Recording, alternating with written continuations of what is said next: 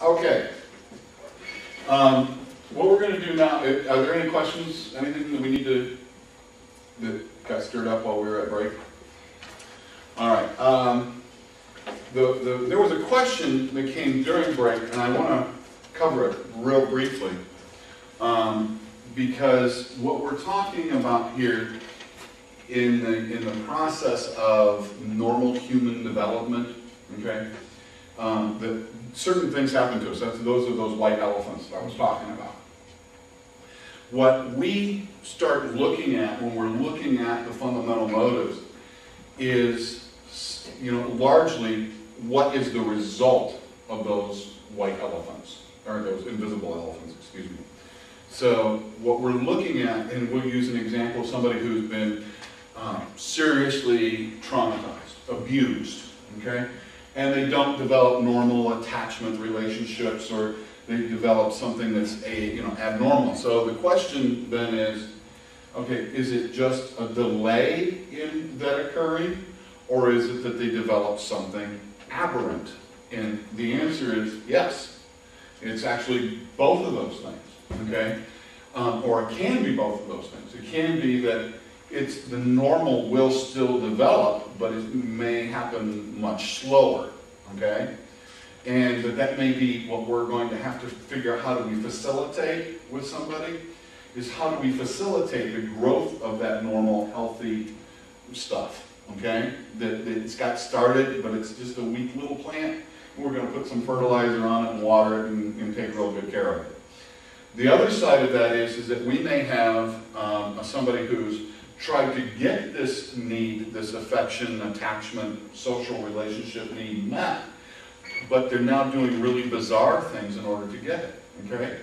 And so we may have to help them understand that, okay, you've got a really strong plant, but it's growing weird, okay?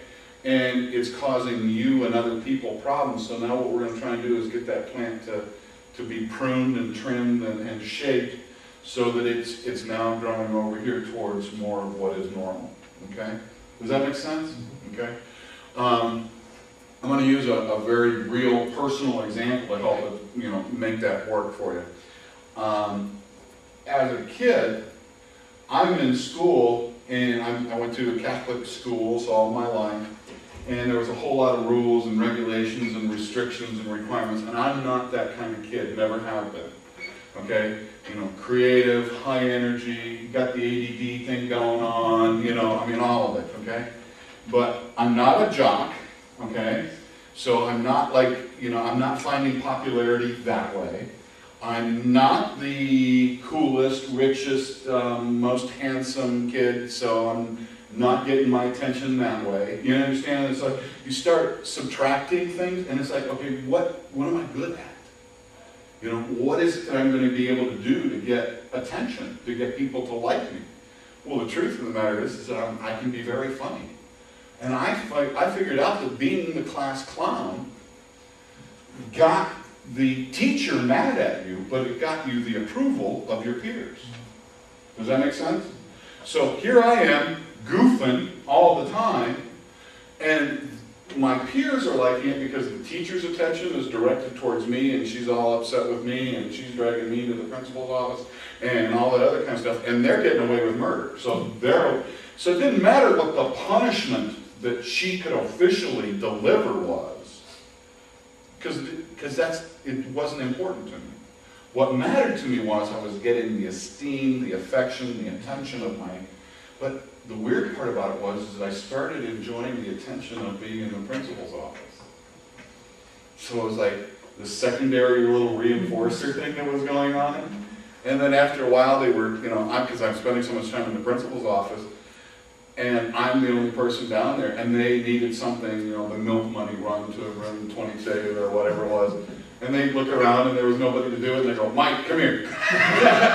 And so I wound up in, do you understand how all these weird plant things are over here? What I really couldn't figure out was how to nurture this plant and how to do it in a way that wasn't going to be a problem. So, it's like when they finally get to the point of saying to me, well, you're really funny, you're creative, all that kind of stuff, we'd like you to be the lead in the play. You know, I was like, oh, this is cool. So now I had a way to channel that need, okay? So now I can, you know, I can be seen as something that is valued in the society, and that, you know, that wasn't going to be a problem for others. So that's kind of the same thinking that we're going to be using with the people that we're trying to help, is we're going to try and figure out how do we take what is a legitimate need and find a way for them to get that need met in a way that doesn't cause them or other people problems. So does that help with some of the explanation of that? Okay, so now we're going to talk about the goals. The fundamental motives first. The point here with our little penguin friends is how you behave affects how you think and feel, which affects how you behave. And you tend to repeat stuff even if it's not working so well, right? So, because it's the only thing you know. So what we've got to do is help people find other ways of knowing what it is that they can do. All right, so here's, we're going to start with defining the goals. The first one is to help others, okay?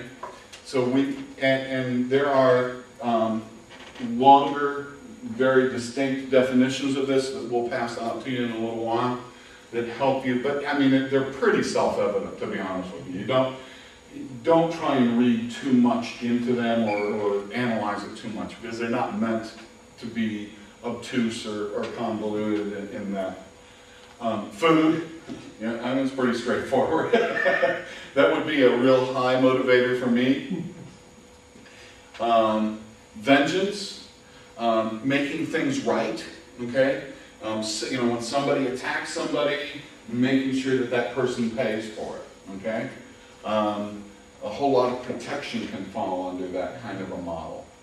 Order, that we talked about earlier, and then independence or self-determination, being able to be out of the control of others. Now, a lot of times people talk about, well, don't you really mean interdependence? Well, the independence part of this is I get to decide how well connected I am with other people. So when we talk about the other relational aspects, that's when the interdependence element of this comes together. Does that make sense? Okay. The curiosity, and curiosity can show up in a lot of different ways. Okay. Curiosity for some people might be that they love watching the Discovery Channel. Curiosity could be that I love having conversations with people and learning about them, okay? And finding out about how they think and feel. Curiosity for some might be taking classes at the community college. Curiosity for somebody else may be they're taking the radio apart. They don't know how to make it work, but they're curious about what's on the inside of it that makes it make sound come out, okay? So curiosity could manifest in a lot of different ways. All of these things can, but that just is one of those that's an easy example to share. All right, next set of goals, attention. That's being recognized, acknowledged, you know, paid attention to. Morality, a sense of right and wrong. Now, understand that morality, again, everybody's morality is not the same. So when we talk about somebody having morality, they may have a very clear sense of their morality, but it could be dramatically different from somebody else's. Okay? So it doesn't mean that you're necessarily adhering to a specific community-wide code of conduct or something. It means that this is an internalized sense of your right and wrong. Social contact. This is how much time do I spend connected with others who aren't paid to be with me. Okay? Because if they're paid to be with me, that is a functional contact. It may have a social element, but it is not the same thing as having a friendship and those kinds of things. I'm going to step off of this for just one moment. I don't know how many of you are familiar with this, but the research that's coming out, there's more and more books that are being released about the value of friends and about social connectedness and all those, and about how terrible loneliness is for you. I mean, literally, physically awful for you. It does all kinds of stuff to your biochemistry. It does stuff to the way your brain functions. It does stuff to the way your organs work. I mean, it's amazing the impact that loneliness has. And the reality is that if I've got two people, Kaya and Tim have, you know, they have the exact same illness or injury, okay? And Kaya has whole bunches of friends, and Tim doesn't. Kaya is likely to survive, do well, and never get sick again. Tim's more likely to go back through the cycle of being ill, and he's more likely to die by 50%. Okay? That's a huge number. That's a huge number. Okay? If grandma falls and breaks her hip and goes back home and does home-based rehab, okay? And another grandma falls and breaks her hip and goes to a nursing home, okay? Because everybody thinks she needs to be in a nursing home. The likelihood is that grandma who goes to the nursing home will be dead in 3 years. Grandma who goes home will live for 13 years. That's a big difference. That's a big, big difference. So the whole issue of social contact is one of those things that this field has historically put way down here on the bottom. Teach people how to work, teach people how to make their beds, teach people how to buy groceries, teach people how to manage their money, I mean, that's been all the stuff that we've taught people how to do. You know, brush your teeth, you know, I mean, all those kinds of things. And it turns out that friendships and social skills are the two things that are most likely to keep you healthy. So when we're talking about health and safety, what we should be talking about is how many friends does this person have? How well connected are they to their community? Okay? So we need to rethink some of that stuff. The other reality is that the smaller the home that I live in, and the more connected I am to that community, the less likely I am to be abused or neglected. Because other people see me and know me, understand. So if Jen's walking into the grocery store every, third day with a black eye or arms in a sling or she's limping, people are going to start going, what the heck are they doing to her over there at that home? Right? Somebody's going to raise the issue. But if Jen never leaves the home, or Jen's always being seen only by people who are paid to be with her, nobody knows that Jen's getting the crap kicked out of her by her roommate. Does that make sense? Okay? So the reality is that that's part of where the concept of five-star quality kind of got born. So when you hear about five-star quality, which is something that we've been working on and promoting, that it's all about helping people be supported and in their home communities, be connected to other people, and have those supports be as invisible as possible. Because you can service restrain people. We know that, right? We can have so many services and supports around people that they no longer have a life. And we need to be very, very careful about that. So enough pontificating on that, but it's important. Physical exercise, this is the idea that people are actually up and physical activity is the way that I actually prefer to say it. And so on the assessment, that's what you'll see is not exercise, but activity. I'm using the original language that was brought up. Now, the point being is that I like to be active and doing things, okay? But going to a gym and working out and exercising or doing jumping jacks is not me, okay? But you give me a chainsaw and a whole bunch of bushes and trees and stuff that need to be cut down, and I'll move 10,000 pounds worth of dead limbs over the weekend.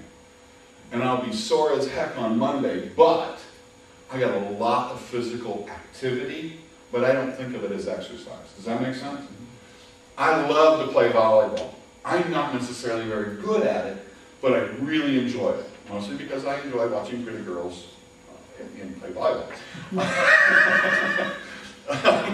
But the reality is that